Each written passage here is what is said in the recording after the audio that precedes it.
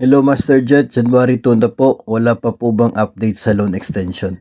So, yung loan extension, ito po ay regarding po doon sa terms and conditions ng pagpapautang ng mga PLIs sa mga DepEd personnel. May mga nagsasabi kasi na they are hoping na ma-extend yung loan term, no? Papayagan ang iba gusto kahit 7 years o kahit 10 years, in which hindi po natin sigurado kung ano po yung mangyayari ngayon po 2026 dahil expired na nga yung previous na agreement ng DepEd at mga PLIs.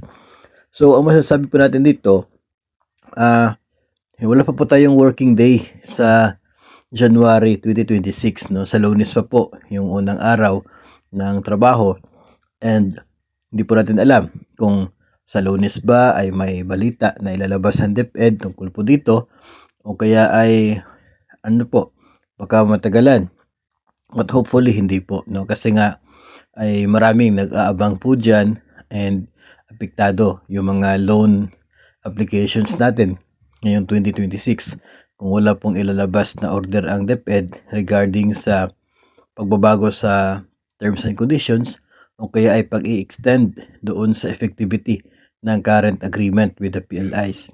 Yun po yung abangan natin by next week sa pagsisimula po ng trabaho ng mga opisina, na hopefully yun po ay mabigyang linaw through a DepEd order or memorandum from the secretary. But I believe na DepEd order yung necessary dito kasi nga DO20 series of 2021 yung nagbibigay ng nakapaloob doon na hanggang December 31 yung agreement.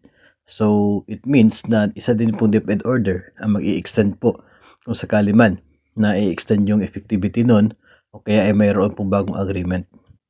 Yun po yung abangan natin by next week, and ibabahagi po natin sa inyo kung ano po yung magiging resulta po niyan, kung ano po yung magiging decision ng DepEd, kung ano po yung magiging pwede natin gawin, especially kapag may mga pangangailangan tayo ngayong 2026 at kailangan natin lumapit sa mga PLIs, So yun po yung aabangan natin.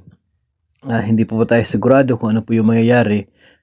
May mga nagsasabi na yung information na nakuha po nila ay dagdag accounts, tulad po nung nangyari noon na kung saan ay pwede kang kahit 2-3 accounts sa isa pong bangko. Sa kasalukuyan kasi ay isang account lamang yung pwede. So ang advantage naman kung ganun po yung mangyayari ay kapag mayroon ka pangangailangan, hindi mo necessary na i-renew yung existing mo na utang. Magiging new loan ang mangyayari niyan. So makakatipid ka sa service fee if ever po na ganun po ang mangyayari.